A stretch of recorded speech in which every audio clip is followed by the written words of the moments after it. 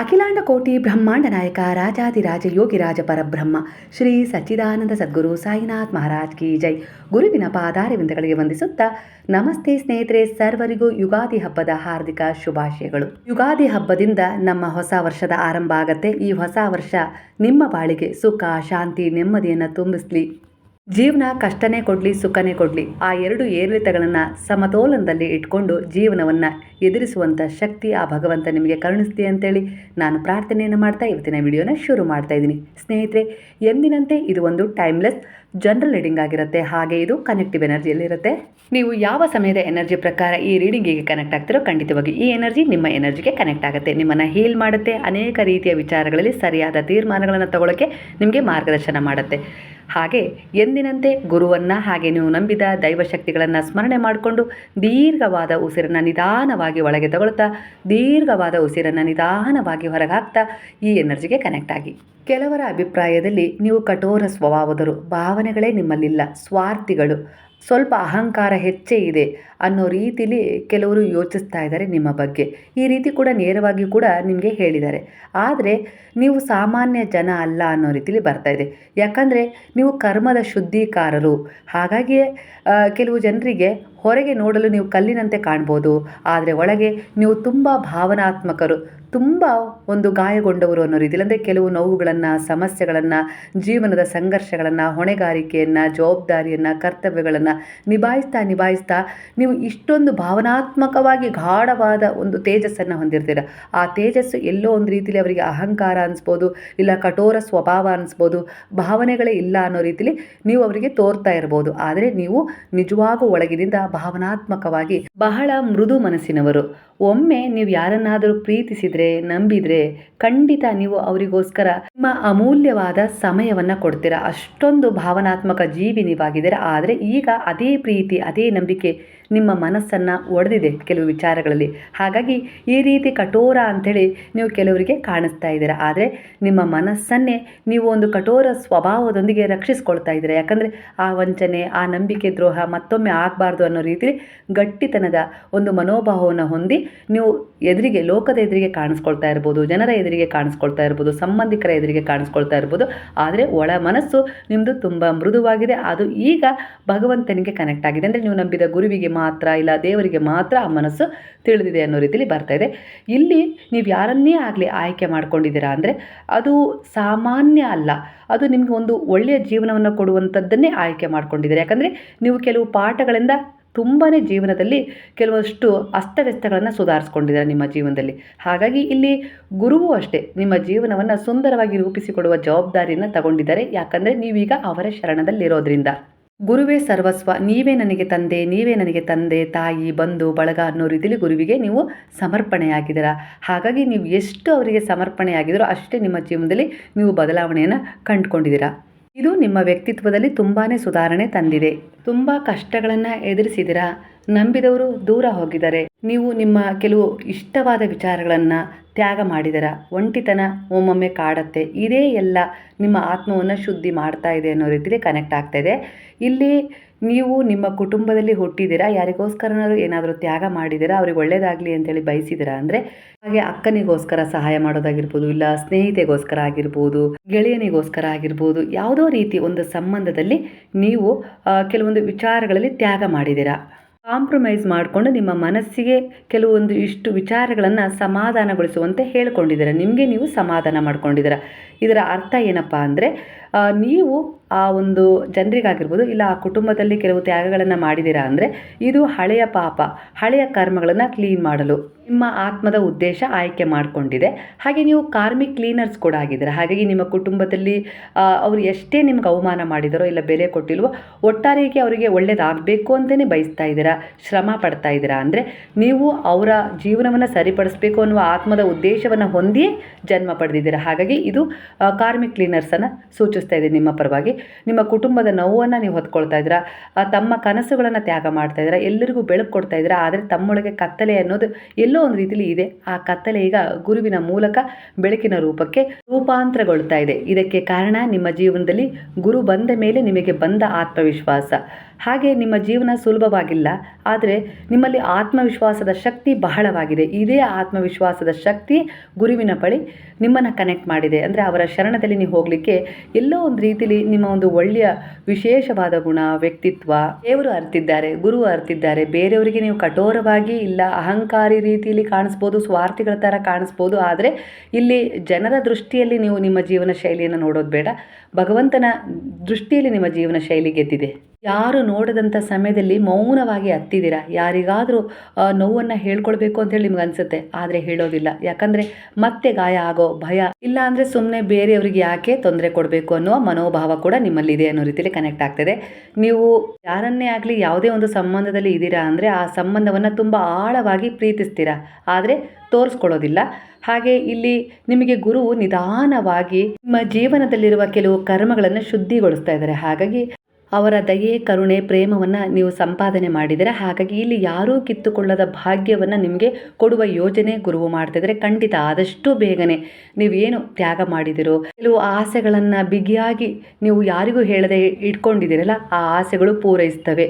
ಆಕಸ್ಮಿಕ ಅಂತೇಳಿ ನಿಮಗೆ ಅನ್ನಿಸ್ಬೋದು, ಆದರೆ ಇದು ಭಗವಂತನ, ನೀವು ನಂಬಿದ ಗುರುವಿನ ಯೋಜನೆಯಾಗಿದೆ ಅನ್ನೋ ರೀತಿಯಲ್ಲಿ ಬರ್ತದೆ. ಅವರ ಆಶೀರ್ವಾದ ಆದಷ್ಟು ಬೇಗನೆ ನಿಮಗೆ ಸಿಗುತ್ತೆ. ಧೈರ್ಯ ಇನ್ನೂ ತುಂಬಾ ಇರಲಿ, ಯಾರು ಏನಾದರೂ ಅಂದ್ಕೊಳ್ಳಿ ಅದನ್ನು, ಆದರೆ ನಿಮ್ಮ ಆತ್ಮವಿಶ್ವಾಸ ಕುಗ್ಗದಿರಲಿ. ಜೀವನದ ನಿಜ ಅರ್ಥ ತಿಳಿಯುವಂಥ ಸಮಯ ಬಂದಿದೆ. ನಿಮ್ಮಲ್ಲಿರುವ ಕಠೋರತೆ ನಿಮ್ಮ ದುರ್ಬಲತೆ ಅಲ್ಲ, ಅದು ನಿಮ್ಮ ಒಂದು ರಕ್ಷಾ ಕವಚ ಅನ್ನೋ ರೀತಿಯಲ್ಲಿ ಬರ್ತದೆ. ಯಾರನ್ನೂ ಅಷ್ಟು ಸುಲಭವಾಗಿ ನಂಬಬೇಡಿ, ಆದರೆ ನಿಮ್ಮನ್ನು ನೀವು ನಂಬೋದನ್ನು ಮರಿಬೇಡಿ ಅನ್ನೋ ರೀತಿಯಲ್ಲಿ ಬಾಬಾ ಹೇಳ್ತಿದ್ದಾರೆ. ನಿಮ್ಮ ಹೃದಯ ಒಳ್ಳೆಯದು, ಅದನ್ನು ಬದಲಾಯಿಸಬೇಡಿ. ಸಮಯ ಬಂದರೆ ನಿಮ್ಮ ಮೌಲ್ಯವನ್ನು ಜಗತ್ತು ಗುರುತಿಸುತ್ತೆ. ಯಾಕಂದರೆ ನಿಮ್ಮ ಜೊತೆ ನಾನಿದ್ದೀನಿ ಅನ್ನುವ ಭರವಸೆಯನ್ನು ಬಾಬಾ ಇಲ್ಲಿ ಕೊಡ್ತಿದ್ದಾರೆ. ನೀವು ಕಠೋರ ವ್ಯಕ್ತಿತ್ವದವರು ಅಲ್ಲ, ಆದರೆ ನಿಮ್ಮ ಆತ್ಮ ತುಂಬ ನೋವುಗಳನ್ನು, ಕೆಲವು ಪಾಠಗಳನ್ನು ಅನುಭವಿಸಿದೆಯಲ್ಲ, ಹಾಗಾಗಿ ಆ ರೀತಿಯ ಒಂದು ಚಿಕ್ಕ ಅನುಭವ ಆಗ್ತಾ ಇದೆ ಅಷ್ಟೇ. ನೀವು ಒಂಟಿ ಅಲ್ಲ, ದೈವಶಕ್ತಿ ನಿಮ್ಮ ಜೊತೆಗಿದೆ ಅನ್ನೋ ರೀತಿಯಲ್ಲೂ ಕೂಡ ಕನೆಕ್ಟ್ ಆಗ್ತದೆ ಎನರ್ಜಿ. ಯಾರಿಗೂ ಹೇಳೋಕ್ಕಾಗದೇ ಇರುವ ಒಂದು ಮೌನದ ಹಿಂದೆ ಒಂದು ದೊಡ್ಡ ಶಕ್ತಿ ಇದೆ. ನಿಮ್ಮ ಕಣ್ಣೀರಿನ ಹಿಂದೆ ಒಂದು ದಿವ್ಯ ಗುರಿ ಇದೆ, ಅದನ್ನು ಗುರುವು ಗುರುತಿಸಿದ್ದಾರೆ. ನಿಮ್ಮ ಆ ನೋವು ನಿಮ್ಮ ಶಕ್ತಿಯಾಗುವ ಸಮಯ ಬಂದಿದೆ. ನಿಮ್ಮ ಕತೆ ಇತರರಿಗೆ ಬೆಳಕು ನೀಡುತ್ತೆ, ಅಂದರೆ ಪ್ರೇರಣೆ ಆಗುತ್ತೆ. ಯಾರೆಲ್ಲ ನಿಮ್ಮನ್ನು ಆಡ್ಕೊಂಡಿದ್ರೋ, ಇಲ್ಲ ಅಂದರೆ ನಿಮ್ಮನ್ನು ಒಂದು ಬೇರೆ ರೀತಿಯಲ್ಲಿ ನೋಡಿದ್ರಲ್ಲ, ಒಂದು ಅಪಹಾಸ್ಯ ಮಾಡಿದ್ರು, ಇಲ್ಲ ನಿಮಗೆ ಬೆಲೆ ಕೊಡದೆ ರೀತಿಯಲ್ಲಿ ನೋಡಿದ್ರು, ಇಲ್ಲ ನಿಮ್ಮ ಬಗ್ಗೆ ಒಂದು ತುಚ್ಛ ಭಾವನೆಯಿಂದ ಇವರಿಂದ ಏನೂ ಆಗೋದಿಲ್ಲ ಅನ್ನೋ ರೀತಿಯಲ್ಲಿ ನೋಡಿದ್ರು, ಒಟ್ಟಾರೆಯಾಗಿ ಅವರೆಲ್ಲರಿಗೂ ಈಗ ಒಂದು ಪೆಟ್ಟು ಬೀಳುತ್ತೆ. ಯಾವ ರೀತಿ ಅಂದರೆ ಆಶ್ಚರ್ಯದ ಪೆಟ್ಟು. ಯಾವ ರೀತಿ ಅಂದರೆ ಅದು ಸುಧಾರಿಸ್ಕೊಳ್ಳೋಕ್ಕೂ ಆಗೋದಿಲ್ಲ. ಹಾಗೆ ನಿಮ್ಮ ಹತ್ರ ಬಂದು ಇದೆಲ್ಲ ಹೇಗಾಯಿತು ನಿನ್ನ ಜೀವನದಲ್ಲಿ ಅನ್ನೋ ರೀತಿಯಲ್ಲಿ ಕೇಳೋಕ್ಕೂ ಆಗೋದಿಲ್ಲ. ಆ ರೀತಿ ಸಂದಿಗ್ಧ ಸ್ಥಿತಿಯಲ್ಲಿ ಅವರು ತೊಳಲಾಡ್ತಾರೆ. ಅದಕ್ಕೆ ಉತ್ತರ ನಿಮಗೆ ಮುಂದೆ ಗುರುವು ಕೊಡ್ತಾ ಇರುವ ಒಂದು ಬಹುದೊಡ್ಡ ತಿರುವು ಅನ್ನೋ ರೀತಿಯಲ್ಲಿ ಬರ್ತಾ ಇದೆ. ತಾಳ್ಮೆಯಿಂದ, ಸಂಯಮದಿಂದ ಬಹಳಷ್ಟು ಸುಧಾರಿಸ್ಕೊಂಡಿದ್ದೀರಾ. ಸಂಯಮದಿಂದ ಕೆಲವೊಂದು ವಿಚಾರಗಳಲ್ಲಿ ವರ್ತಿಸಿದ್ದೀರಾ. ಹಾಗಾಗಿ ಆ ನಿಮ್ಮ ಮೌನ ದೊಡ್ಡ ಶಕ್ತಿಯಾಗಿ ಪರಿವರ್ತನೆಗೊಂಡಿದೆ. ಆ ಶಕ್ತಿ ಈಗ ಮುಂದಿನ ದಿನಗಳಲ್ಲಿ ನೀವು ಬಯಸಿದ ಒಂದು ಸಾಧನೆಯಾಗಿ ಹೊರಹೊಮ್ತಾ ಇದೆ. ನೀವು ಯಾವುದರ ಬಗ್ಗೆ ತುಂಬ ಫೋಕಸ್ ಮಾಡಿ ಕನಸು ಕಂಡು ಆ ವಿಚಾರ ಆಗೋದೇ ಇಲ್ಲ, ಅಸಂಭವ, ನನ್ನಿಂದ ಸಾಧ್ಯ ಇಲ್ಲ, ಯಾರೂ ನನಗೆ ಅದಕ್ಕೆ ಸಪೋರ್ಟ್ ಮಾಡೋರಿಲ್ಲ ಅಂತೇಳಿ ಅಂದ್ಕೊಂಡಿದ್ರಲ್ಲ, ಅದಕ್ಕೆ ಒಂದು ಸಹಾಯ ಸಿಗುತ್ತೆ ಒಬ್ಬ ವ್ಯಕ್ತಿಯಿಂದ ಅನ್ನೋ ರೀತಿಯಲ್ಲಿ ಬರ್ತದೆ. ಇದೇನಿದು ಹೀಗೆ ಅಂತೇಳಿ ನೀವು ಅಂದ್ಕೊಳ್ಬೋದು. ಗುರುವೇ ಎಲ್ಲ ರೀತಿಯಲ್ಲೂ, ದೇವರೇ ಎಲ್ಲ ರೀತಿಯಲ್ಲೂ ನಿಮ್ಮ ಎದುರಿಗೆ ಬಂದು ನಿಲ್ಲಕ್ಕಾಗೋದಿಲ್ಲ. ಒಳ್ಳೆಯ ಸೋಲ್ ಎನರ್ಜಿಗಳನ್ನು ಕೂಡ ನಿಮಗೆ ಕನೆಕ್ಟ್ ಮಾಡ್ತಾರೆ. ಅದೇ ರೀತಿ ಆಗ್ತಾ ಇದೆ ನಿಮ್ಮ ಜೀವನದಲ್ಲಿ. ಈಗ ಕೆಲವೊಂದು ವಿಚಾರಗಳಲ್ಲಿ ಯಾವಾಗ ನನ್ನ ದಾರಿ ಕ್ಲಿಯರ್ ಆಗತ್ತೆ ಅಂಥೇಳಿ ನೀವು ಬಾಬಾರವರನ್ನು ಪ್ರಶ್ನೆ ಮಾಡ್ತಾ ಇದ್ದೀರಾ. ಅದಕ್ಕೆ ಇಲ್ಲಿ ಆ ದಾರಿ ಈಗಲೇ ಕ್ಲಿಯರ್ ಆಗ್ತಾ ಇದೆ. ಯಾಕಂದರೆ ನಾನು ನಿನ್ನ ಜೊತೆ ಇದ್ದೇನೆ ಅನ್ನೋ ರೀತಿಯಲ್ಲಿ ಬಾಬಾ ಮೆಸೇಜ್ ಕೊಡ್ತಾ ಇದ್ದಾರೆ. ನಿನ್ನ ನಂಬಿಕೆಗೆ ಅನುಸಾರವಾಗಿ ಅದರ ಫಲಿತಾಂಶ ಸ್ವಲ್ಪ ಬೇಗ ಇಲ್ಲ ತಡವಾಗಬಹುದು ಅನ್ನೋ ರೀತಿಯಲ್ಲಿ ಕೊಟ್ಟಿದ್ದಾರೆ. ಅಂದರೆ ಆಯ್ಕೆ, ಸ್ವತಂತ್ರತೆ ನಿಮಗೆ ಬಿಟ್ಟಿದ್ದಾರೆ. ನೀವು ಎಷ್ಟು ನಂಬಿಕೆ ಇಡ್ತಿರೋದ್ರೊಳಗಾಗಿ ಅಷ್ಟು ಬೇಗನೆ ಆ ದಾರಿ ಕ್ಲಿಯರ್ ಆಗುತ್ತೆ. ನಿಮ್ಮ ಜೀವನದಲ್ಲಿ ಕಾಣ್ತಿರುವ ಎಲ್ಲ ಅಡೆತಡೆಗಳು ಯಾವುದೂ ಕೂಡ ಒಂದು ಶಿಕ್ಷೆ ಅಲ್ಲ, ಅವು ಶುದ್ಧೀಕರಣ ಅನ್ನೋ ರೀತಿಯಲ್ಲಿ ಬಾಬಾ ಹೇಳ್ತಿದ್ದಾರೆ. ನೀವು ಹೊತ್ತುಕೊಂಡಿರುವ ಹಳೆಯ ಕರ್ಮಗಳು ನಿಮ್ಮ ಆತ್ಮದ ಮೇಲೆ ಇರುವ ಭಾರವಾಗಿತ್ತು. ನಾನು ನಿಧಾನವಾಗಿ ಆ ಭಾರವನ್ನು ತೆಗೆದು ಹಾಕ್ತಾ ಇದ್ದೀನಿ ಅನ್ನೋ ರೀತಿಯಲ್ಲಿ ಭರವಸೆಯನ್ನು ಕೊಡ್ತಾ ಇದ್ದಾರೆ. ಇಲ್ಲಿ ಬಾಬಾ ಹೇಳ್ತಿದ್ದಾರೆ, ನೀನು ಯಾವ ಕ್ಷಣವೂ ಒಂಟಿಯಲ್ಲ. ನಿನ್ನ ಹಾದಿಯಲ್ಲಿ ಬಂದು ನಿಂತಿರುವ ಬ್ಲಾಕೇಜ್ಗಳು ನಿನ್ನ ಬೆಳವಣಿಗೆಗೆ ಅದು ಅಡ್ಡಿಯಲ್ಲ, ಅವು ಹೋಗಬೇಕಾದ ಹಳೆಯ ಶಕ್ತಿ. ನೀನು ನನ್ನ ಶರಣದಲ್ಲಿ ನಂಬಿಕೆ ಇಟ್ಟು ಬಂದ ಮೇಲೆ ನಾನು ಅದನ್ನೆಲ್ಲ ಒಂದೊಂದಾಗಿ ತೆರವು ಮಾಡ್ತಾ ಇದ್ದೀನಿ ಅನ್ನೋ ರೀತಿಯಲ್ಲಿ ಭರವಸೆ ಕೊಡ್ತಾ ಇದ್ದಾರೆ. ನಿಮ್ಮ ಹೃದಯದಲ್ಲಿ ಇರುವ ನೋವು, ನಿಮ್ಮ ಕಣ್ಣೀರು, ನಿಮ್ಮ ಮೌನದ ಪ್ರಾರ್ಥನೆ ನನಗೆ ಎಲ್ಲ ಕೇಳಿಸುತ್ತಾ ಇದೆ. ನಾನು ಎಲ್ಲ ರೀತಿಯಲ್ಲೂ ಒಳಗಿನಿಂದ ಕಾರ್ಯಪ್ರವೃತ್ತನಾಗಿ ನಿಮಗೆ ಸಹಾಯ ಮಾಡ್ತಾ ಇದ್ದೀನಿ. ಹೊರಗಡೆ ಭೌತಿಕವಾಗಿ ನಿನಗೆ ಅದು ಕಾಣಿಸದೇ ಇರಬಹುದು, ಆದರೆ ನಾನು ನಿನ್ನೊಳಗೆ ಇದ್ದು ನಿನ್ನ ಮೂಲಕವೇ ಎಲ್ಲ ರೀತಿಯ ಒಂದು ಕರ್ಮಗಳನ್ನು ಕಳೆದುಕೊಳ್ಳಲು ನಿನಗೆ ಸಹಾಯ ಮಾಡ್ತಾ ಇದ್ದೀನಿ. ದೋಷರಹಿತರನ್ನಾಗಿಸ್ತಾ ಇದ್ದೀನಿ. ನಿನಗೆ ನೀನು ಬಯಸಿದ ಜೀವನದ ದಡ ಸೇರಲು ನಾನು ನಿನಗೆ ಸಹಾಯ ಮಾಡ್ತಾ ಇದ್ದೀನಿ ಅನ್ನೋ ರೀತಿಯಲ್ಲಿ ಭರವಸೆಯನ್ನು ಕೊಡ್ತಾ ಇದ್ದಾರೆ. ನೀವು ಬಾಬಾರವರ ಮೇಲೆ ನಿಜವಾದ ಭಕ್ತಿಯನ್ನು ಇಟ್ಟಿದ್ದೀರಾ ಅಂದರೆ ಇದು ನೀವು ನಂಬಲೇಬೇಕಾದ ವಿಚಾರ. ಸಂದೇಹ ಪಟ್ಟಿದ್ದೀರಾ ಅಂದರೆ ಸ್ವಲ್ಪ ಅಂತರ ಹೆಚ್ಚಾಗತ್ತೆ. ಮತ್ತು ನಿಮಗೆ ಆ ಪಾಠವನ್ನು ಕಲಿಸಿದ ಮೂಲಕವೇ ಅವರು ಅದನ್ನು ಕೊಡೋದು. ಹಾಗಾಗಿ ಈಗ ಪರೀಕ್ಷೆಯ ಸಮಯ, ಆ ಪರೀಕ್ಷೆಯನ್ನು ಒಪ್ಕೊಳ್ಳಿ. ಬಾಬಾ ನೀವು ನನ್ನ ಜೊತೆಗಿದ್ರೆ ನಾನು ಎಂಥ ಪರೀಕ್ಷೆನಾದರೂ ಎದುರಿಸ್ತೀನಿ ಅನ್ನೋ ರೀತಿಯಲ್ಲಿ ಅವರಿಗೆ ಸಮರ್ಪಣೆ ಆಗಿಬಿಡಿ. ಆಗ ಸಂದೇಹ ಪಡೆದೇ ನೀವು ಸಮರ್ಪಣೆ ಆಗ್ತಿರಲ್ಲ, ಆಗ ಅದರಲ್ಲಿರುವ ಬ್ಲಾಕೇಜ್ಗಳು ಆದಷ್ಟು ಬೇಗನೆ ರಿಮೂವ್ ಆಗಿ ನಿಮ್ಮ ಎದುರಿಗಿರುವ ಒಂದು ಸ್ಪಷ್ಟವಾದ ದಾರಿ, ಗೆಲುವು, ನಿಲುವು ನಿಮಗೆ ಕಾಣಿಸುತ್ತೆ. ಸಂದೇಹದಲ್ಲಿದ್ದಾಗ ಏನಾಗುತ್ತೆ ಅಂದರೆ ನಿಮ್ಮ ಎದುರಿಗಿರುವ ಒಂದು ದಾರಿಯಾಗಿರ್ಬೋದು, ಬೆಳಕಾಗಿರ್ಬೋದು, ಒಂದು ಗೆಲುವಾಗಿರ್ಬೋದು ಅಸ್ಪಷ್ಟವಾಗಿ ಕಾಣ್ತಾ ಇದೆ ಅನ್ನೋ ರೀತಿಯಲ್ಲಿ ಕೂಡ ಕಾಣಿಸ್ತಾ ಇದೆ. ಅದೇ ಬ್ಲಾಕೇಜ್ ಅನ್ನೋದು. ಹಾಗಾಗಿ ನೀವು ಗುರುವನ್ನು ನಂಬಿದ್ದೀರಾ, ದೇವರನ್ನು ನಂಬಿದ್ದೀರಾ, ಒಳ್ಳೆಯ ಕರ್ಮದ ಉದ್ದೇಶವನ್ನು ಹೊಂದಿದ್ದೀರಾ ಅಂದರೆ ಖಂಡಿತವಾಗಿಯೂ ನಿಮ್ಮ ಭಾಗ್ಯದಲ್ಲಿರುವ ಒಳ್ಳೆಯದನ್ನು ಯಾರೂ ಕೂಡ ತಡೆಯೋಕ್ಕೆ ಸಾಧ್ಯ ಇಲ್ಲ. ಅದು ನಿಮಗೆ ಸಿಕ್ಕೇ ಸಿಗುತ್ತೆ ಅನ್ನೋ ರೀತಿಯಲ್ಲಿ ಬಾಬಾ ಹೇಳ್ತಿದ್ದಾರೆ. ಹಾಗೆ ಯಾವ ಕೋರ್ಟಿನ ವಿಚಾರದಲ್ಲಿ ನೀವು ತುಂಬ ಅಡೆತಡೆ ಉಂಟಾಗ್ತಾ ಇದೆ, ಏನಿದು ಗೊಂದಲ, ಯಾಕಿಷ್ಟು ಸಮಸ್ಯೆ ಅಂತೇಳಿ ಅಂದ್ಕೊಂಡಿದ್ದೀರಲ್ಲ, ಆ ಸಮಸ್ಯೆಗೆ ಕಾರಣ ಇದೇ ಅಡೆತಡೆ. ನೀವು ಎಲ್ಲೋ ಒಂದು ರೀತಿಯಲ್ಲಿ ಸಂದೇಹನೂ ಪಡ್ತಾ ಇದ್ದೀರಾ. ಹಾಗೆ ಕೆಲವೊಂದು ಸಾರಿ ಏನಾಗುತ್ತೆ ಅಂದರೆ ನಿಮ್ಮ ಮೇಲೆ ನಿಮಗೆ ಆತ್ಮವಿಶ್ವಾಸ ಇಲ್ಲ, ನಿಮ್ಮನ್ನೇ ನೀವು ಬೈಕೊಳ್ತೀರಾ.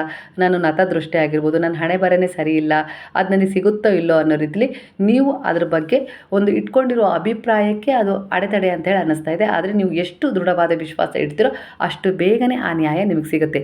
ನಿಮಗೆ ಏನು ಸಿಗಬೇಕಾಗಿದೆ ಅದು ನಿಮಗೆ ಕೊಟ್ಟೇ ತೀರ್ತೀನಿ ಅನ್ನೋ ರೀತಿಯಲ್ಲಿ ಬಾಬಾ ತೀರ್ಮಾನ ಮಾಡಿದ್ದಾರೆ. ಇಲ್ಲಿ ಬಾಬಾ ನಿಮಗೊಂದು ಮೆಸೇಜನ್ನು ಕೊಡ್ತಿದ್ದಾರೆ. ನಿಮಗಾಗಿಯೇ ಬರೆಯಲ್ಪಟ್ಟ ಸಂತೋಷ, ನಿಮಗಾಗಿಯೇ ನಿಂತಿರುವ ಆಶೀರ್ವಾದ ಅವು ನಿಮ್ಮತ್ತನೇ ಬರ್ತಾ ಇದ್ದಾವೆ. ನಂಬಿಕೆ ಇಡು. ನೀನು ಅನುಭವಿಸಿದ ದುಃಖ, ಕಷ್ಟ, ನಿಂದನೆ, ಅವಮಾನ ನಿನ್ನ ಆತ್ಮವನ್ನು ಶುದ್ಧಿಗೊಳಿಸಿದೆ. ನೀನು ಅದರಿಂದ ಒಂದು ಪಾಠವನ್ನು ಕಲ್ತಿದೀಯಾ. ಸತ್ಯ, ಧರ್ಮದ ಅಂತರ ತಿಳಿಸಿದೆ. ಇದೇ ಪಾಠ ನಿಮ್ಮ ಜೀವನಕ್ಕೆ ಸಿಗಬೇಕಾಗಿತ್ತು. ಹಾಗಾಗಿ ಆ ಎಲ್ಲ ವಿಚಾರಗಳು ನಿಮ್ಮನ್ನು ಪರೀಕ್ಷಿಸಿದವು ಅನ್ನೋ ರೀತಿಯಲ್ಲಿ ಬಾಬಾ ನಿಮಗೆ ಸಮಾಧಾನ ಪಡಿಸ್ತಿದ್ದಾರೆ. ನಾನು ನಿನ್ನ ಜೀವನದ ಪ್ರತಿಯೊಂದು ಕತ್ತಲೆಯನ್ನು ಬೆಳಕಾಗಿ ಪರಿವರ್ತಿಸ್ತಾ ಇದ್ದೀನಿ ಅನ್ನೋ ರೀತಿಯಲ್ಲಿ ಕೂಡ ಭರವಸೆ ಕೊಡ್ತಿದ್ದಾರೆ. ಇನ್ನೂ ಸ್ವಲ್ಪ ತಾಳ್ಮೆ ಇರಲಿ, ಇನ್ನೂ ಸ್ವಲ್ಪ ನಂಬಿಕೆ ಇರಲಿ. ನೀನು ಮುಂದೆ ಹೋಗ್ತಾ ಇರು, ಯಾವುದೇ ಕಾರಣಕ್ಕೂ ಹಿಂದೆ ತಿರುಗಿ ನೋಡಬೇಡ ಅನ್ನೋ ರೀತಿಯಲ್ಲಿ ಬಾಬಾ ಹೇಳ್ತಾ ಇದ್ದಾರೆ. ಅಂದರೆ ಅದೇ ಚಿಂತೆ, ಅದೇ ಹಳೆಯ ನೆನಪು, ದುಃಖ, ಯಾಕೆ ಹೀಗಾಯಿತು ಅನ್ನೋ ರೀತಿಲಿ, ಇಲ್ಲ ಯಾರೋ ಎಷ್ಟು ಅವಮಾನ ಮಾಡಿದ್ರು ಅದ್ರ ಬಗ್ಗೆನೇ ಚಿಂತಿಸ್ತಾ ಇದ್ದರೆ ನೀನು ಮುಂದೆ ಏನು ಪಡ್ಕೊಳ್ಬೇಕು ಅಂತ ಇದೆಯಲ್ಲ ಅದರಲ್ಲಿ ಬ್ಲಾಕೇಜ್ಗಳು ತನ್ನಿಂದ ತಾನೇ ಉದ್ಭವ ಆಗ್ತಾ ಇದ್ದಾವೆ. ಹಾಗಾಗಿ ನೀನು ಹಿಂದೆ ನೋಡಬೇಡ, ಅವೆಲ್ಲವನ್ನು ಇಗ್ನೋರ್ ಮಾಡು, ಕ್ಷಮೆ ಕೊಟ್ಟು ಆ ವಿಚಾರಗಳನ್ನು ನಿನ್ನ ಜೀವನದಿಂದ, ನಿನ್ನ ಮನಸ್ಸಿನಿಂದ ಹೊರ ಹಾಕ್ಬಿಡು. ಆಗಲೇ ಅಲ್ಲಿ ಖಾಲಿ ಜಾಗ ಆಗೋದು, ಅಲ್ಲಿ ನೀನು ಹೊಸ ಜೀವನಕ್ಕೆ ಏನೇನು ಬೇಕೋ ಅದನ್ನು ತುಂಬಿಸ್ಕೊಳ್ಳೋಕ್ಕೆ ಸಾಧ್ಯ ಆಗೋದು ಅನ್ನೋ ರೀತಿಯಲ್ಲಿ ಭರವಸೆಯನ್ನು ಕೊಡ್ತಾ ಇದ್ದಾರೆ. ಆದರೆ ನಿಮ್ಮ ಜೀವನದಲ್ಲಿ ಒಳ್ಳೆಯ ಸಮಯ ಶುರುವಾಗಿದೆ. ಆದಷ್ಟು ಬೇಗನೆ ಅದರ ಲಕ್ಷಣಗಳು ನಿಮಗೆ ಕೆಲವು ಸೂಚನೆಗಳ ಮೂಲಕ ನಿಮಗೆ ಸಿಗ್ತಾ ಇದ್ದಾವೆ. ವಯಸ್ಸು 38 ಆಗಿತ್ತು, ಇನ್ನು ಮದುವೆನೇ ಆಗೋಲ್ಲ ಅನ್ನೋ ರೀತಿಯಲ್ಲಿ ಆಸೆ ಬಿಟ್ಬಿಟ್ಟಿದ್ರಿ. ಆದರೂ ಕೂಡ ಗುರುವಿನ ಶರಣದಲ್ಲಿ ಬಂದ ಮೇಲೆ ಅವರ ಆಶೀರ್ವಾದ ಸಿಕ್ಕು ಆಕಸ್ಮಿಕವಾಗಿ ನಿಮ್ಮ ಜೀವನಕ್ಕೆ ಒಬ್ಬ ಒಳ್ಳೆಯ ವ್ಯಕ್ತಿಯ ಪ್ರವೇಶವಾಗಿ ನಿಮಗೆ ಕಂಕಣ ಭಾಗ್ಯ ಕೂಡಿ ಬಂದಿದೆ. ಇದರಿಂದ ನೀವು ಸಂತೋಷವಾಗಿದ್ದೀರಾ, ಕೃತಜ್ಞತೆಯನ್ನು ಗುರುವಿಗೆ ಸಲ್ಲಿಸ್ತಾ ಇದ್ದೀರಾ ಅನ್ನೋ ರೀತಿಯಲ್ಲಿ ಕೂಡ ಕೆಲವರಿಗೆ ಇಲ್ಲಿ ಎನರ್ಜಿ ಕನೆಕ್ಟ್ ಆಗ್ತಾ ಇದೆ. ಬಾಬಾ ಹೇಳ್ತಾ ಇದ್ದಾರೆ, ನಂಬಿಕೆ ಇಡು, ಬಿಡದೆ ಮುಂದೆ ಹೋಗುವ ಪ್ರಯತ್ನವನ್ನು ಮಾಡು. ನಿನ್ನ ಕತೆ ಇನ್ನೂ ಮುಗಿದಿಲ್ಲ, ಅದು ಈಗ ತಾನೇ ಶುರುವಾಗಿದೆ ಅನ್ನೋ ರೀತಿ ಭರವಸೆ ಕೊಡ್ತಾ ಇದ್ದಾರೆ. ನಿಮ್ಮ ಜೀವನ ಈಗ ಒಂದು ದೊಡ್ಡ ಪರಿವರ್ತನೆಯ ಹಂತದಲ್ಲೇ ನಿಂತಿದೆ. ನೀವು ಹಳೆಯ ವ್ಯಕ್ತಿ ಅಲ್ಲ, ಈಗ ಹೊಸ ಆತ್ಮವಾಗಿ ರೂಪಾಂತರವಾಗಿರುವ ಒಂದು ವಿಶೇಷವಾದ ವ್ಯಕ್ತಿಯಾಗಿದ್ದೀರಾ ಅನ್ನೋ ರೀತಿಯಲ್ಲಿ ಎನರ್ಜಿ ಕನೆಕ್ಟ್ ಆಗ್ತಿದೆ. ನೀವು ಹೊಸ ದಾರಿಯತ್ತ ಹೆಜ್ಜೆ ಇಡ್ತಾ ಇದ್ದೀರಾ. ಭಯ ಇರ್ಬೋದು, ಆದರೆ ಇದು ಸರಿಯಾದ ದಾರಿಯಾಗಿದೆ. ಹಾಗೆ ಕೆಲವೊಮ್ಮೆ ಒಂಟಿತನ ಕಾಡ್ಬೋದು ನಿಮಗೆ, ಅದು ಶಿಕ್ಷೆ ಅಲ್ಲ, ಅದು ನಿಮ್ಮ ಆತ್ಮದ ಜೊತೆಗಿರುವ ಕನೆಕ್ಷನ್ ಆಗಿದೆ ಅನ್ನೋ ರೀತಿಯಲ್ಲಿ ಬಾಬಾ ಹೇಳ್ತಿದ್ದಾರೆ. ಹಳೆಯ ಅಭ್ಯಾಸಗಳು, ಹಳೆಯ ಜನ, ಹಳೆಯ ನೋವು ಇವೆಲ್ಲ ಮುಗಿಯುತ್ತಿವೆ.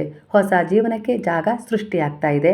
ಹಾಗೆ ನೀವು ನಿಮ್ಮನ್ನು ಪ್ರೀತಿಸೋಕೆ ಸ್ವಲ್ಪ ಕಲ್ತಿದ್ದೀರಾ ಈಗ. ಇದು ನಿಮ್ಮ ಶಕ್ತಿಯಾಗಿ ಬದಲಾಗ್ತಾ ಇದೆ. ನಿಮ್ಮ ಬಗ್ಗೆ ನಿಮಗೆ ಗೌರವ, ಆತ್ಮವಿಶ್ವಾಸ ಹಾಗೆ ಪ್ರೀತಿ ಯಾವಾಗ ಹುಟ್ಟಿದೆಯೋ ಅಂದರೆ ನಿಮ್ಮನ್ನು ನೀವೀಗ ಬೈಕೊಳ್ತಾ ಇಲ್ಲ, ಎಲ್ಲದಕ್ಕೂ ಒಂದು ಒಳ್ಳೆಯ ಉದ್ದೇಶ ಇದೆ ಅನ್ನೋ ರೀತಿಯಲ್ಲಿ ನೀವು ಸಾಕ್ತಾ ಇದ್ದೀರಾ. ಇದು ನಿಮ್ಮ ಜೀವನದಲ್ಲಿ ಕೆಲವು ಅಬಂಡೆನ್ಸನ್ನು ಸೆಳೀಲಿಕ್ಕೆ ಕಾರಣವಾಗಿದ್ದಾವೆ. ಹಾಗೆ ನೀವು ಎಲ್ಲರನ್ನ ಸಂತೋಷಪಡಿಸಲು ಬಹಳಷ್ಟು ಪ್ರಯತ್ನ ಪಟ್ಟಿದ್ದೀರಾ, ಕಾಳಜಿ ಮಾಡಿದ್ದೀರಾ, ನಿಮ್ಮನ್ನೇ ನೀವು ಸಮರ್ಪಣೆ ಮಾಡ್ಕೊಂಡಿದ್ದೀರಾ, ಹಾಗೆ ಸಂಭಾಳಿಸಿದ್ದೀರಾ ಕೆಲವು ಪರಿಸ್ಥಿತಿಗಳನ್ನು. ಆದರೂ ಕೂಡ ಅವರು ನಿಮ್ಮನ್ನು ಅರ್ಥ ಮಾಡ್ಕೊಳ್ಳಿಲ್ಲ.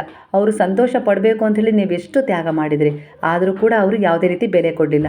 ಆದರೆ ಈಗ ನೀವು ನಿಮಗೋಸ್ಕರ ಬದುಕ್ತಾ ಇದ್ದೀರಾ. ಹಿಂದೆ ಯಾರೋ ಏನೋ ಹೇಳಿದ ತಕ್ಷಣ ತುಂಬ ನೋವಾಗ್ತಿತ್ತು, ಆದರೂ ಕೂಡ ಸಹಿಸ್ಕೊಂಡಿದ್ರಿ. ಆದರೆ ಈಗ ನೀವು ನಿಮ್ಮ ಬದುಕನ್ನು ಕಟ್ಕೊಳ್ಳೋಕ್ಕೆ, ನಿಮ್ಮ ಸ್ವಾಭಿಮಾನದ ಮೇಲೆ ನೀವು ನಿಂತು, ನಾನು ಕೂಡ ಇಲ್ಲಿ ಒಬ್ಬ ವ್ಯಕ್ತಿನೇ, ನನಗೂ ಕೂಡ ಜೀವ ಇದೆ, ನನಗೂ ಕೂಡ ಭಾವನೆಗಳಿದ್ದಾವೆ, ನನಗೂ ಕೂಡ ಕನಸಿದೆ, ನಾನು ಯಾರ ಅಧೀನಳಲ್ಲ ಅನ್ನೋ ರೀತಿಲಿ, ಅಧೀನನಲ್ಲ ಅನ್ನೋ ರೀತಿಲಿ ನೀವು ನಿಮ್ಮ ವ್ಯಕ್ತಿತ್ವದ ಕಡೆ ಕೂಡ ಗಮನ ಕೊಡ್ತಾ ಇದ್ದೀರಾ. ಈಗ ಹಿಂದೆ ಯಾವ ಅನಿವಾರ್ಯತೆಗಳಿಗೆ, ವಿಚಾರಗಳಿಗೆ, ಕೆಲವಿಷ್ಟು ಸಮಸ್ಯೆಗಳಿಗೆ ಭಯ ಪಡ್ತಾ ಹೆದರಿ ನಿಂತು ಬಿಡ್ತಿದ್ರು, ಈಗ ಹಾಗೆ ಮಾಡ್ತಾ ಇಲ್ಲ. ನೀವು ಆ ಪರಿಸ್ಥಿತಿನ ಸಂಭಾಳಿಸ್ತಾ ಇದ್ದೀರಾ, ಸ್ಪಷ್ಟವಾಗಿ ಕೆಲವು ನಿರ್ಧಾರಗಳನ್ನು ತಗೊಳ್ತಾ ಇದ್ದೀರಾ, ಹಾಗೆ ಕೆಲವರಿಗೆ ಯಾವ ರೀತಿ ಒಂದು ಸ್ಪಷ್ಟೀಕರಣ ಕೊಡಬೇಕು ಅನ್ನೋದನ್ನು ಅರ್ತಿದ್ದೀರಾ. ಹಾಗಾಗಿ ಕೆಲವು ವಿಚಾರಗಳಲ್ಲಿ ಧೈರ್ಯವಾಗಿ ಮುಂದುವರಿತಿದ್ದೀರಾ, ಧೈರ್ಯವಾಗಿ ಮಾತನಾಡ್ತಿದ್ದೀರಾ. ಅಂದರೆ ಯಾವುದು ಸತ್ಯ ಇದೆಯೋ ಅದನ್ನು ತಿಳಿಸ್ತಾ ಇದ್ದೀರಾ. ಅದರಿಂದ ಅನಿವಾರ್ಯವಾಗಿ ನನಗೇನಾದರೂ ಸಮಸ್ಯೆ ಆಗ್ತಾ ಇದೆ, ಇಲ್ಲ ಅವ್ರಿಗೆ ಬೇಜಾರಾಗ್ತಾ ಇದೆ ಅಂತೇಳಿ ಹೆದರ್ತಾ ಇಲ್ಲ. ಯಾಕಂದರೆ ನೀವು ಬೇಜಾರಾಗಿದ್ದಾಗ ಅವ್ರನ್ನ ಸಂತೋಷ ಪಡಿಸ್ಬೇಕು ಅಂತೇಳಿ ನೀವು ಯಾವಾಗಲೂ ಪ್ರಯತ್ನ ಪಟ್ಟಾಗ ನಿಮ್ಮ ಬೆಲೆ ಅವರಿಗೆ ತಿಳಿದಿಲ್ಲ.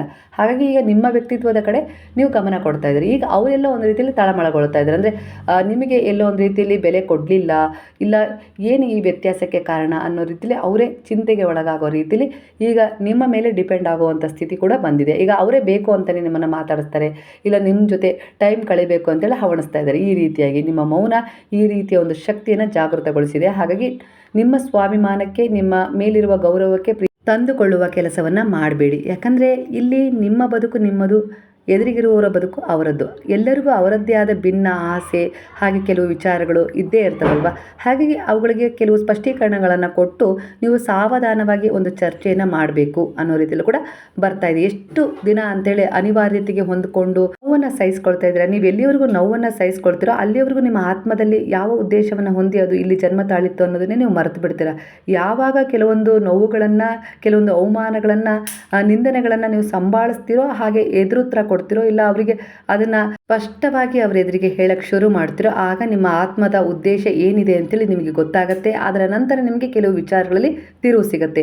ಪ್ರಗತಿ ಕೆಲವು ವಿಚಾರಗಳಲ್ಲಿ ನಿಧಾನವಾಗಿರ್ಬೋದು, ಆದರೆ ಅದು ಗಟ್ಟಿ ಆಗ್ತಾ ಇದೆ. ಖಂಡಿತ ಅದರಲ್ಲಿ ಗೆಲುವನ್ನು ಪಡ್ಕೊಳ್ತೀರಾ ಅನ್ನೋ ರೀತಿಯಲ್ಲಿ ಕೆಲವರಿಗೆ ಎನರ್ಜಿ ಕನೆಕ್ಟ್ ಆಗ್ತಿದೆ.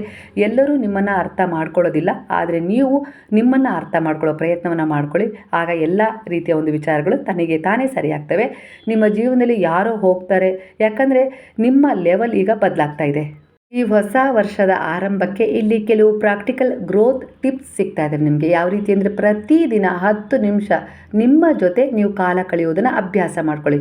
ಬೇರೆಯವರಿಗೆ ನೀವು ದಿನನಿತ್ಯ ಕಾಲ ಕಳಿತೀರಾ, ಅವರಿಗೋಸ್ಕರ ಸೇವೆ ಮಾಡೋದಾಗಿರ್ಬೋದು, ಇಲ್ಲ ಒಂದು ಅನಿವಾರ್ಯ ಜವಾಬ್ದಾರಿಗಳಿಗೆ ನೀವು ಹೊಂದ್ಕೊಳ್ತೀರಾ ಅಲ್ವಾ. ಆದರೆ ಪ್ರತಿದಿನ ನಿಮಗೋಸ್ಕರ 10 ನಿಮಿಷ ನೀವು ಮೀಸಲಿಡ್ತೀರಾ, ನಿಮ್ಮ ಜೊತೆ ನೀವು ಕಾಲ ಕಳಿತೀರಾ. ಅದು ನಿಮಗಿಷ್ಟವಾಗಿದ್ದನ್ನು ಮಾಡೋದ್ರ ಮೂಲಕ ನಿಮ್ಮ ಮನಸ್ಸಿಗೆ ಯಾವುದು ಹಿತ ಕೊಡುತ್ತೋ ಅಂಥ ಒಳ್ಳೆಯ ಮಾತುಗಳನ್ನು ನೀವು ಕೇಳಿಸ್ಕೊಳ್ತೀರಾ, ಅಂಥ ಒಳ್ಳೆಯ ವಿಚಾರಗಳನ್ನು ನೀವು ನೋಡ್ತೀರಾ, ಅಂಥ ಒಳ್ಳೆಯ ಅಭ್ಯಾಸಗಳನ್ನು ನೀವು ಮಾಡ್ತೀರಾ. ಹಳೆಯ ಯಾವುದೇ ಒಂದು ನೋವು ಕೊಟ್ಟಿರುವ ವಿಚಾರಗಳನ್ನು ನೀವು ನಿಮ್ಮ ಜೀವನದಿಂದ ಹೊರ ಹಾಕ್ತೀರಾ. ಹೊಸ ಅವಕಾಶಗಳನ್ನು ಸ್ವೀಕರಿಸ್ತೀರಾ, ಧೈರ್ಯವಾಗಿ ಅವುಗಳನ್ನು ಎದುರಿಸ್ತೀರಾ, ಮುಂದೆ ಹೋಗ್ತೀರಾ. ಇದು ನಿಮ್ಮ ಈ ವರ್ಷದ ಪ್ರಾಕ್ಟಿಕಲ್ ಗ್ರೋತ್ ಆಗಿದೆ. ನೀವು ನಿಧಾನವಾಗಿ ಅರಳ್ತಾ ಇರುವ ಹೂವಾಗಿದ್ದೀರಾ. ಯಾಕಂದರೆ ಹೂವು ಒಂದೇ ದಿನದಲ್ಲಿ ಅರಳೋದಿಲ್ಲ. ಅದೇ ರೀತಿ ಈಗ ನಿಮ್ಮ ಗ್ರೋತ್ ಕೂಡ ಸಮಯ ತಗೊಳ್ತಾ ಇದೆ. ಖಂಡಿತ ನೀವು ಒಂದು ದಿನ ಅರಳ್ತೀರಾ ಅನ್ನೋ ರೀತಿಯಲ್ಲಿ ಬಾಬಾ ಭರವಸೆ ಕೊಡ್ತಾ ಇದ್ದಾರೆ. ಆದರೆ ನೆನಪಿರಲಿ, ಗುರುವು ನಿಮ್ಮ ಒಂದು ಮಾರ್ಗದರ್ಶನವನ್ನು ಮಾಡ್ತಾ ಇರೋದ್ರಿಂದ ನೀವು ಸರಿಯಾದ ದಾರಿಯಲ್ಲಿ ಇದ್ದೀರಾ ಅನ್ನೋ ರೀತಿಯಲ್ಲಿ ಕನೆಕ್ಟ್ ಆಗ್ತದೆ ಎನರ್ಜಿ. ನಿಮ್ಮ ಮೇಲೆ ನೀವು ನಂಬಿಕೆ ಇಡಬೇಕು. ಹಾಗೆ ನಿಮ್ಮ ಪ್ರಯಾಣವನ್ನು ಕೂಡ ನೀವು ಇಲ್ಲಿ ಗೌರವಿಸಬೇಕು. ನಿಮ್ಮ ಅತ್ಯುತ್ತಮ ರೂಪ ಇನ್ನೂ ಬರ್ತಾ ಇದೆ, ಅದ್ರ ಬಗ್ಗೆ ಫೋಕಸ್ ಮಾಡಿ. ಬೇರೆಯವರ ಬಗ್ಗೆ ಫೋಕಸ್ ಮಾಡೋದನ್ನು ಬಿಟ್ಬಿಡಿ. ಅದರಲ್ಲೂ ನಾನು ಯಾಕೆ ಅವರ ಹಾಗಿಲ್ಲ, ಅವ್ರ ಜೀವನ ನನಗೆ ಯಾಕೆ ಸಿಕ್ಕಿಲ್ಲ ಅನ್ನೋ ರೀತಿಯಲ್ಲಿ ಮಾತ್ರ ಯಾವತ್ತಿಗೂ ಕೂಡ ಇನ್ನೊಬ್ಬರ ಜೀವನದ ಬಗ್ಗೆ ನಿಮ್ಮನ್ನು, ನಿಮ್ಮ ಜೀವನ ಶೈಲಿಯನ್ನು ಕಂಪೇರ್ ಮಾಡಿಬಿಡಿ. ಅವರಿಗಿಂತ ವಿಶೇಷವಾದ ಜೀವನ, ಹಾಗೆ ವಿಶೇಷವಾದ ವ್ಯಕ್ತಿ ನೀವಾಗಿದ್ದರೆ ಸಮಯ ಬರಬೇಕು. ಸ್ವಲ್ಪ ಸಂಭಾಳಿಸಿ. ಇದು ನಿಮ್ಮ ಆತ್ಮದ ಉದ್ದೇಶ ಆಗಿದೆ. ಕೆಲವು ಕರ್ಮಗಳನ್ನು ಕಳ್ಕೊಂಡಿದ್ದೀರಾ. ಹಾಗೆ ಒಂದು ಕಾರ್ಮಿಕ್ ಕ್ಲೀನರ್ಸ್ ಕೂಡ ಆಗಿರೋದ್ರಿಂದ ಕೆಲವರಿಗೆ ಸಹಾಯ ಮಾಡೋಕ್ಕೆ ಕೂಡ ಬಂದಿದ್ದೀರಾ, ಕೆಲವರಿಗೆ ಋಣ ತೀರಿಸಲಿಕ್ಕೂ ಕೂಡ ನೀವು ಬಂದಿದ್ದೀರಾ. ಹಾಗಾಗಿ ಈ ಸಮಯ ನಿಮ್ಮ ಜೀವನದಲ್ಲಿ ಸ್ವಲ್ಪ ವ್ಯತಿರಿಕ್ತ ಸಮಸ್ಯೆಗಳು ಎದುರಾದಂತೆ ಕಾಣಿಸ್ಬೋದು. ಆದರೆ ಗುರುವು ನಿಮ್ಮ ಜೊತೆಗಿರೋದ್ರಿಂದ ನಿಮ್ಮ ಆತ್ಮದ ಉದ್ದೇಶ ಏನಿದೆಯಲ್ಲ ಅದನ್ನು ಪೂರ್ಣಗೊಳಿಸ್ಕೊಳ್ಳೋಕ್ಕೆ ಇಲ್ಲಿ ಸಹಾಯ ಮಾಡ್ತಾರೆ. ನೀವು ಯೂನಿಕ್, ನಿಮ್ಮ ಪ್ರಯಾಣ ಕೂಡ ಒಂದು ಯೂನಿಕ್. ಹೀಗಿರುವಾಗ ನೀವು ಯಾಕೆ ನಿಮ್ಮನ್ನು ಇತರರ ಜೊತೆ ಹೋಲಿಸ್ಕೊಳ್ತೀರಾ ಅನ್ನೋ ರೀತಿಯಲ್ಲಿ ಬಾಬಾ ಹೇಳ್ತಾ ಇದ್ದಾರೆ.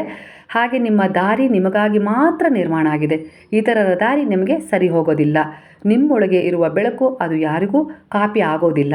ಹಾಗಾಗಿ ನೀವು ನಿಧಾನವಾಗಿ ನಿಮ್ಮದೇ ಆದ ರೀತಿಯಲ್ಲಿ ಗೆಲ್ತಾ ಇದ್ದೀರಾ. ನೀವು ಹೋಲಿಕೆ ಮಾಡ್ಕೊಳ್ತಾ ಇದ್ದೀರಾ ಅಂದರೆ ಖಂಡಿತ ನಿಮ್ಮ ಶಾಂತಿಯನ್ನು ಕದಿಯುವ ದೊಡ್ಡ ಶತ್ರು ಆಗಿರುತ್ತೆ ಅದು. ಅದರ ಬಗ್ಗೆ ನೆನಪಿರಲಿ. ಇತರರ ಜೀವನ ನೋಡಿಕೊಂಡು ನಿಮ್ಮ ಪ್ರಯಾಣವನ್ನು ಕಡಿಮೆ ಅಂಥೇಳಿ ಅಂದ್ಕೊಳ್ಬೇಡಿ. ಪ್ರತಿಯೊಬ್ಬರಿಗೂ ತಮ್ಮದೇ ಸಮಯ, ತಮ್ಮದೇ ಕತೆ ಅನ್ನೋದು ಇದ್ದೇ ಇರುತ್ತೆ. ನಿಮ್ಮನ್ನು ಯಾರ ಜೊತೆಗೂ ಹೋಲಿಸ್ಕೊಳ್ಬೇಡಿ. ಯಾಕಂದರೆ ನೀವು ಯಾರೂ ಅಲ್ಲ, ನೀವು ನೀವೇ. ನಿಮ್ಮ ವೇಗ ಬೇರೆ, ನಿಮ್ಮ ಗುರಿ ಬೇರೆ, ನಿಮ್ಮ ಸಮಯ ಬೇರೆ.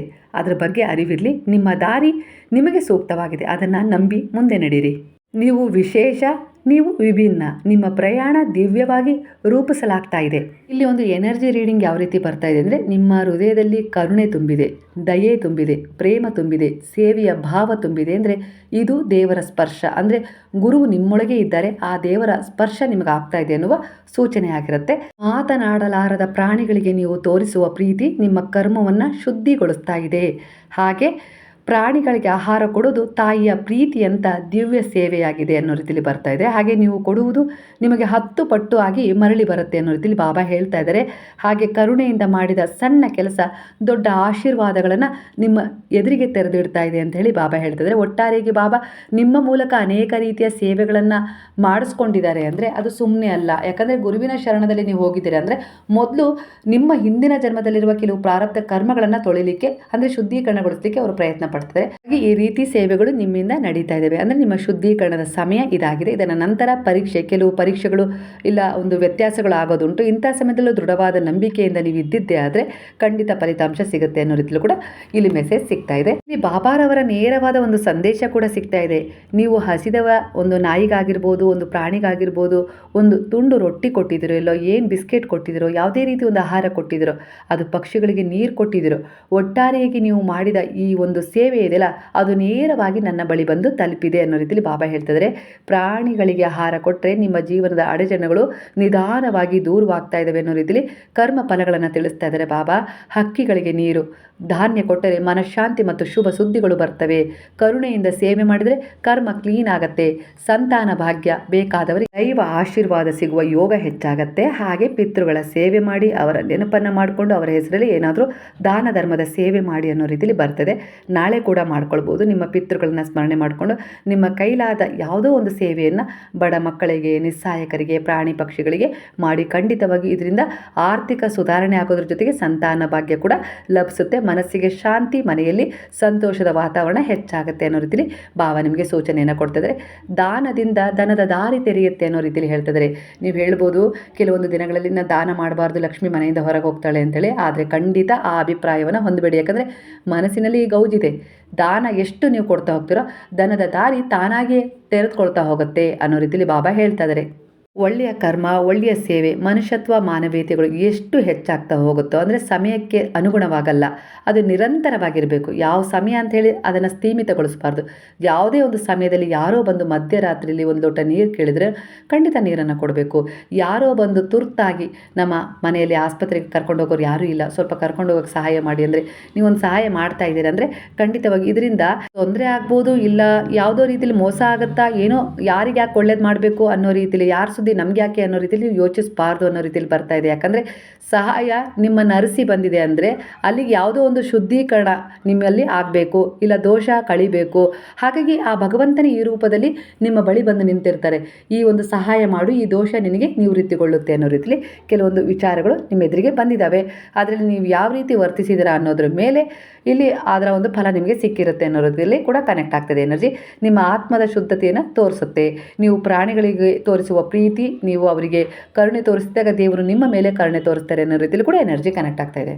ಯಾವ ಸೇವೆ ಮಾಡ್ತಾ ಇದ್ದೀರೋ ಅದನ್ನು ಯಾರೋ ನೋಡಲಿ ಅನ್ನೋ ಭಾವದಿಂದ ಮಾಡಬೇಡಿ. ಇಲ್ಲ ಅದರಿಂದ ಏನೋ ಒಳ್ಳೆಯದಾಗತ್ತೆ ಅದಕ್ಕೋಸ್ಕರ ಮಾಡ್ತಾಯಿದ್ದೀನಿ, ಯಾರೋ ಹೇಳಿದರು ಅನ್ನೋ ಭಾವದಿಂದ ಮಾಡೋದಾದರೆ ಮಾಡೋದೇ ಬೇಡ ಅನ್ನೋ ರೀತಿಯಲ್ಲಿ ಬರ್ತದೆ. ಸಣ್ಣ ಸೇವೆಯನ್ನು ಮಾಡಿದರೂ ಕೂಡ ಹೃದಯದಿಂದ ಸಮರ್ಪಣಾ ಭಾವದಿಂದ ಮಾಡಬೇಕು ಅನ್ನೋ ರೀತಿಯಲ್ಲಿ ಗುರು ಹೇಳ್ತಿದ್ರು. ಆಗಲೇ ಅದು ನನ್ನ ಬಳಿ ಬಂದು ಸೇರೋದು. ಯಾರೋ ಹೇಳಿದರು, ಇಲ್ಲ ತೋರಿಕೆಗಾಗಿರ್ಬೋದು ಅನ್ನೋ ರೀತಿಲಿ, ಇಲ್ಲ ಏನೋ ದೊಡ್ಡ ಪಾಪ ಮಾಡಿದೆ ಅದನ್ನು ಕಳ್ಕೊಳ್ಳೋಕ್ಕೆ ಏನೋ ಮಾಡಿಬಿಡೋಣ ಅನ್ನೋ ರೀತಿಯಲ್ಲಿ ಮಾಡೋದಾದರೆ ಖಂಡಿತ ಅದು ಬಂದು ನನ್ನನ್ನು ಸೇರೋದಿಲ್ಲ ಅನ್ನೋ ರೀತಿಯಲ್ಲಿ ಕೂಡ ಸ್ಪಷ್ಟವಾದ ಉತ್ತರ ಕೆಲವರಿಗೆ ಸಿಗ್ತಾ ಇದೆ. ತಪ್ಪು ಮಾಡಿದ್ದೀರಾ, ಅದಕ್ಕೆ ಒಂದು ಪರಿಹಾರವನ್ನು ಬಯಸ್ತಾ ಇದ್ದೀರಾ ಗುರುವಿನ ಶರಣದಲ್ಲಿ ಬಂದರು ಅಂದರೆ ಮೊದಲು ಪಶ್ಚಾತ್ತಾಪ ಪಡಬೇಕು. ಹಾಗೆ ನಿಷ್ಕಲ್ಮಶ ಭಾವದಿಂದ ಕ್ಷಮೆಯನ್ನು ಯಾಚಿಸಬೇಕು. ನಂತರ ಅವರ ಶರಣದಲ್ಲಿ ಶರಣಾದರೆ ಖಂಡಿತ ನಿಮ್ಮನ್ನು ಅವರು ತಮ್ಮ ಶರಣದಲ್ಲಿ ತಗೊಂಡು ಕ್ಷಮಿಸ್ತಾರೆ, ಮತ್ತೊಂದು ಅವಕಾಶವನ್ನು ಒಳ್ಳೆಯದಕ್ಕೆ ಕೊಡ್ತಾರೆ ಅನ್ನೋ ರೀತಿಯಲ್ಲಿ ಕೂಡ ಕೆಲವರಿಗೆ ಒಂದು ಮೆಸೇಜ್ ಸಿಗ್ತಾ ಇದೆ. ಇವೆಲ್ಲವೂ ನಿಮ್ಮ ಜೀವನವನ್ನು ಬದಲಾಯಿಸುತ್ತಿರುವ ಒಂದು ಸಣ್ಣ ಸಣ್ಣ ರಹಸ್ಯಗಳಾಗಿದ್ದಾವೆ. ಇವಾಗಲೇ ನಿಮ್ಮ ಜೀವನದಲ್ಲಿ ಶುರುವಾಗಿದ್ದಾವೆ. ಗುರುವು ನಿಮ್ಮ ಜೀವನದಲ್ಲಿ ಬಂದ ಮೇಲೆ ನಿಮ್ಮ ಜೀವನ ಶೈಲಿಯೇ ಬದಲಾಗಿದೆ. ನೀವು ನಿಮ್ಮನ್ನು ಹಿಂದೆ ನೋಡಿಕೊಂಡ್ರೆ ಅದರ 10 ಪಟ್ಟಷ್ಟು ನೀವು ಸುಧಾರಣೆ ಕಂಡಿದ್ದೀರಾ. ಇದೇ ಅದರ ಸೂಚನೆಗಳಾಗಿವೆ. ಅಂದರೆ ಗುರುವು ನಿಮ್ಮ ಜೊತೆಗಿದ್ದಾರೆ, ನಿಮ್ಮನ್ನು ಒಂದು ಒಳ್ಳೆಯ ದಾರಿಗೆ ಕರ್ಕೊಂಡು ಹೋಗ್ತಾ ಇದ್ದಾರೆ, ಮಾರ್ಗದರ್ಶನ ಮಾಡ್ತಾ ಇದ್ದಾರೆ, ರಕ್ಷಣೆ ಮಾಡ್ತಾ ಇದ್ದಾರೆ ಅನ್ನುವ ಸೂಚನೆಯಾಗಿದೆ. ಹಾಗಾಗಿ ನಿಮ್ಮ ಭಾಗ್ಯದಲ್ಲಿ ನಿಮಗೋಸ್ಕರ ಏನು ಡಿಸರ್ವ್ ಆಗಿತ್ತಲ್ಲ, ಅದನ್ನು ಪಡ್ಕೊಳ್ಳೋಕೆ ಏನು ಬ್ಲಾಕೇಜ್ಗಳಿದ್ವಲ್ಲ ರಿಮೂವ್ ಆಗ್ತಾ ಇದ್ದಾವೆ. ದೇವರ ಆಶೀರ್ವಾದಗಳು, ಹಾಗೆ ನಿಮ್ಮ ಪೂರ್ವಜರ ಆಶೀರ್ವಾದ, ಹಾಗೆ ನೀವು ಮಾಡಿದ ಒಳ್ಳೆಯ ಉದ್ದೇಶಗಳ ಆಶೀರ್ವಾದ, ಅಂದರೆ ಪ್ರಕೃತಿಗೆ ಸಹಾಯ ಮಾಡಿದ್ರು, ಪ್ರಾಣಿ ಪಕ್ಷಿಗೆ ಸಹಾಯ ಮಾಡಿದ್ರು, ಆ ಪ್ರಕೃತಿಯನ್ನು ಪ್ರೀತಿಸ್ತಿದ್ದೀರೋ ಅದರ ಶಕ್ತಿಯನ್ನು ಗುರುತಿಸಿ ನೀವು ಈಗ 10 ನಿಮಿಷಗಳ ಕಾಲ ನಿಮಗೆ ನೀವು ಸಮಯ ಕೊಟ್ಕೊಂಡು ಗಾಳಿ ಬೀಸಿ ನಮಗೆ ಎಷ್ಟೊಂದು ಒಳ್ಳೇದು ಮಾಡುತ್ತೆ, ಹಾಗೆ ಆಕಾಶ ನಮಗೆ ಎಷ್ಟು ಒಳ್ಳೆಯದು ಮಾಡಿದೆ, ಭೂಮಿ ಎಷ್ಟೊಂದು ಒಳ್ಳೇದು ಮಾಡಿದೆ, ಪ್ರಕೃತಿ ನಮಗೆ ಗಾಳಿ ಶುದ್ಧವಾಗಿ ಕೊಡುತ್ತೆ, ಹಾಗೆ ನೀವು ಸೂರ್ಯ ಚಂದ್ರರ ಶಕ್ತಿಯನ್ನು ಗುರುತಿಸ್ತಾ ಇದ್ದೀರಾ. ಒಟ್ಟಾರೆಯಾಗಿ ಪ್ರಕೃತಿಯ ಒಂದು ವಿಚಾರಗಳನ್ನು ನೀವು ನೋಡ್ತಾ ಇದ್ದೀರಾ, ಮಾತಾಡ್ಕೊಳ್ತಾ ಇದ್ದೀರಾ, ಅಂದರೆ ಅವುಗಳು ನಿಮ್ಮನ್ನು ಹೀಲ್ ಮಾಡ್ತಾ ಇದ್ದೀವಿ. ಈ ಸಂದರ್ಭದಲ್ಲಿ ಅವುಗಳ ಶಕ್ತಿ ನಿಮ್ಮೊಳಗೆ ಜಾಗೃತವಾಗ್ತಾ ಇದೆ. ಅಂದರೆ ನಿಮ್ಮ ಭಾಗ್ಯದಲ್ಲಿರುವ ಬ್ಲಾಕೇಜ್ಗಳು ರಿಮೂವ್ ಆಗ್ತಾ ಇದ್ದಾವೆ ಅನ್ನುವ ಸೂಚನೆ ಕೂಡ ಆಗಿರುತ್ತೆ. ಯಾಕಂದರೆ ಹಿಂದೆ ನಿಮಗೆ ಇವೆಲ್ಲವನ್ನು ನೋಡಲಿಕ್ಕೂ ಯೋಚಿಸ್ಲಿಕ್ಕೂ ಸಮಯನೇ ಇರಲಿಲ್ಲ. ಗುರುವಿನ ಶರಣದಲ್ಲಿ ಬಂದ ಮೇಲೆ ಪ್ರಕೃತಿಯನ್ನು ನೀವು ನೋಡ್ತಾ ಇದ್ದೀರಾ, ತಲೆ ಎತ್ತಿ ಚಂದ್ರನನ್ನು ನೋಡುವಂಥ ಒಂದು ವಿಶ್ವಾಸವನ್ನು ಹೊಂದಿದ್ದೀರಾ, ಸೂರ್ಯನನ್ನು ಪೂಜಿಸ್ತಾ ಇದ್ದೀರಾ, ಭೂಮಿಯನ್ನು ನಂಬಿದ್ದೀರಾ, ಅಂದರೆ ಭೂಮಿ ಮುಟ್ಟಿ ನಮಸ್ಕಾರ ಮಾಡ್ತಾ ಇದ್ದೀರಾ, ತಂದೆ ತಾಯಿಯನ್ನು ಗೌರವಿಸ್ತಾ ಇದ್ದೀರಾ, ಹಾಗೆ ಸ್ನೇಹಿತರಲ್ಲಿ ಒಳ್ಳೆಯದನ್ನೇ ಹುಡುಕ್ತಾ ಇದ್ದೀರಾ, ಯಾರಿಗೂ ಕೆಟ್ಟದನ್ನು ಮಾಡಬಾರ್ದು ಅನ್ನುವ ವಿವೇಕವನ್ನು ಹೊಂದಿದ್ದೀರಾ. ಅಂದರೆ ಗುರು ನಿಮ್ಮ ಜೊತೆಗಿದ್ದಾರೆ ಅನ್ನೋದಕ್ಕೆ ಇದಕ್ಕಿಂತ ದೊಡ್ಡ ಸಾಕ್ಷಿ ಬೇರೆ ಬೇಡ ಅನ್ನೋ ರೀತಿಯಲ್ಲಿ ಬರ್ತಾ ಇದೆ. ನೀವು ಒಂದು ವಿಶೇಷವಾದ ಸ್ವಭಾವವನ್ನು ಹೊಂದಿರುವ, ವಿಶೇಷವಾದ ಭಿನ್ನ ಗುಣಗಳನ್ನು ಹೊಂದಿರುವ ವ್ಯಕ್ತಿಯಾಗಿದ್ದೀರಾ. ಅದೇ ರೀತಿ ನಿಮ್ಮ ಜೀವನದಲ್ಲಿ ನಿಮ್ಮ ವ್ಯಕ್ತಿತ್ವವನ್ನು ರೂಪಿಸಿಕೊಳ್ಳಲಿಕ್ಕೆ ಗುರುವು ಸಹಾಯ ಮಾಡ್ತಿದ್ದಾರೆ. ಹಾಗಾಗಿ ಕೆಲವೊಂದು ಜನರು ನಿಮ್ಮಿಂದ ದೂರ ಆಗ್ತಾರೆ. ನಿಮ್ಮ ಆತ್ಮದ ಉದ್ದೇಶ ಏನಿದೆ ಅದನ್ನು ಪೂರ್ಣಗೊಳಿಸ್ಕೊಳ್ಳೋಕ್ಕೆ ಸಹಾಯ ಆಗ್ತಾ ಇದೆ. ಹಾಗೆ ಯಾರು ಆಡ್ಕೊಂಡಿದ್ರು, ನಿಂದಿಸಿದ್ರು, ಇಲ್ಲ ಅವ್ರು ಹಾಗೆ ಮಾಡಿದ್ರು, ಅವ್ರ ಮೇಲೆ ದ್ವೇಷ ಸಾಧಿಸಬೇಕು, ಅವೆಲ್ಲ ವಿಚಾರಗಳನ್ನು ಇಗ್ನೋರ್ ಮಾಡಿ ಬಿಟ್ಬಿಡಿ, ಕ್ಷಮೆ ಕೊಟ್ಬಿಡಿ. ಆಗ ಅವು ನಿಮ್ಮ ಜೀವನದಿಂದ, ನಿಮ್ಮ ಮನಸ್ಸಿನಿಂದ ಹೊರ ಹೋಗ್ತವೆ. ಹೊಸದು ನಿಮ್ಮ ಜೀವನದಲ್ಲಿ ನಿಮ್ಮ ಮನಸ್ಸಲ್ಲಿ ತುಂಬಿಕೊಳ್ಳೋಕ್ಕೆ ಸಾಧ್ಯ ಆಗುತ್ತೆ. ಸ್ಪೇಸ್ ಕೊಡಿ ಅನ್ನೋ ರೀತಿಯಲ್ಲಿ ಬಾಬಾ ಹೇಳ್ತಾ ಇದ್ದಾರೆ. ಆಗಲೇ ನೀವು ಏನು ಒಂದು ಒಳ್ಳೆಯದನ್ನು ಮಾಡಿದ್ರೋ ಅದರ ಪುಣ್ಯ ಬಂದು ಅಲ್ಲಿ ತುಂಬಿಕೊಳ್ಳೋಕ್ಕೆ ಸಾಧ್ಯ ಆಗುತ್ತೆ. ಎಲ್ಲಿವರೆಗೂ ಒಂದು ನೆಗೆಟಿವ್ ವಿಚಾರಗಳನ್ನು ನಿಮ್ಮ ಮನಸ್ಸಲ್ಲಿ ಇಟ್ಕೊಳ್ತೀರೋ ಅಲ್ಲಿ ಜಾಗನೇ ಇರೋದಿಲ್ಲ ಒಳ್ಳೆಯದು ಬಂದು ತುಂಬಿಕೊಳ್ಳೋಕ್ಕೆ. ಹಾಗಾಗಿ ಅದನ್ನು ರಿಮೂವ್ ಮಾಡಿ ಅನ್ನೋ ರೀತಿಯಲ್ಲಿ ಬಾಬಾ ಒಂದು ಮೆಸೇಜನ್ನು ಕೊಡ್ತಾ ಇದ್ದಾರೆ. ಮತ್ತೊಮ್ಮೆ ಸರ್ವರಿಗೂ ಯುಗಾದಿ ಹಬ್ಬದ ಹಾರ್ದಿಕ ಶುಭಾಶಯಗಳು. ಆ ಗುರುವಿನ ಮಾರ್ಗದರ್ಶನ ನಿಮ್ಮ ಜೊತೆ ಇದೆ ಅಂದರೆ ಖಂಡಿತ ಅವರು ದೇವರ ಆಶೀರ್ವಾದವನ್ನು ನೀವು ಪಡೆದುಕೊಳ್ಳಲು, ಹಾಗೆ ನಿಮ್ಮ ಜೀವನದಲ್ಲಿ ನೀವು ಯಾವ ಕನಸನ್ನು ಕಟ್ಕೊಂಡಿದ್ದೀರೋ ಆ ಕನಸನ್ನು ನನಸು ಮಾಡಿಕೊಳ್ಳಲು ಬಾಬಾ ಖಂಡಿತ ಸಹಾಯ ಮಾಡ್ತಾರೆ. ಅದಕ್ಕೆ ತಕ್ಕ ಹಾಗೆ ಅರ್ಹರಾಗಿಸಿಕೊಳ್ಳಲು ನಿಮಗೆ ಸಹಾಯ ಕೂಡ ಮಾಡ್ತಾರೆ ಸ್ನೇಹಿತರೆ. ಆ ರೀತಿಯಾಗಿ ಗುರುವಿನ ಕರುಣೆ, ದಯೆ, ಪ್ರೇಮ ಸಂಪಾದನೆ ಮಾಡಿದರೆ ಒಳ್ಳೆಯದಾಗಲಿ ಅಂತೇಳಿ ನಾನು ಕೂಡ ಹಾರೈಸ್ತಾ, ಆದಷ್ಟು ಬೇಗನೆ ನಿಮ್ಮ ಕಷ್ಟ ಕಾರ್ಪಣ್ಯಗಳು ದೂರವಾಗಿ ಗುರುವಿನ ಮಾರ್ಗದರ್ಶನ ಸಕಾಲಕ್ಕೆ ದೊರೆಯುತ್ತಾ, ನೀವು ನಂಬಿದ ದೇವರುಗಳ ಆಶೀರ್ವಾದ ನಿಮಗೆ ಬಲ ಕೊಡ್ತಾ, ಹಾಗೆ ನಿಮ್ಮ ಪಿತೃಗಳ ಆಶೀರ್ವಾದ, ನೀವು ಮಾಡಿದ ಒಳ್ಳೆಯ ಉದ್ದೇಶದ ಕರ್ಮಗಳ ಎಲ್ಲ ರೀತಿಯ ಒಂದು ಆಶೀರ್ವಾದಗಳು ನಿಮ್ಮನ್ನು ಕೈ ಹಿಡಿದು ನಡೆಸಲಿ, ನಿಮ್ಮ ಇಚ್ಛೆಗಳನ್ನು ಪೂರ್ಣಗೊಳಿಸಲಿ ಅಂತೇಳಿ ಪ್ರಾರ್ಥನೆಯನ್ನು ಮಾಡ್ತಾ ವಿಡಿಯೋನ ಮುಗಿಸ್ತಾ ಇದ್ದೀನಿ. ಈ ಒಂದು ಸಂದೇಶ ನಿಮ್ಮ ಮನಸ್ಸಿಗೆ ರೆಸಲ್ಟ್ ಆದರೆ ಕೃತಜ್ಞತಾ ಭಾವವಾಗಿ ಸಾಯಿರಾಮ ಅಂತೇಳಿ ಬಾಬಾರವರಿಗೊಂದು ಕಮೆಂಟ್ ಮಾಡೋದನ್ನು ಮರಿಬೇಡಿ. ಹಾಗಾದರೆ ಎಲ್ಲರೂ ಸೇರಿ ಹೇಳುವ ಹರೇ ರಾಮ ರಾಮ ರಾಮ ಹರೇ ಹರೇ, ಹರೇ ಕೃಷ್ಣ ಕೃಷ್ಣ ಕೃಷ್ಣ ಹರೇ ಹರೇ, ಹರೇ ಸಾಯಿ ಸಾಯಿ ಸಾಯಿ ಹರೇ ಹರೇ, ಹರೇ ಬಾಬಾ ಬಾಬಾ ಬಾಬಾ ಹರೇ ಹರೇ, ಹರೇ ದತ್ತ ದತ್ತ ದತ್ತ ಹರೇ ಹರೇ.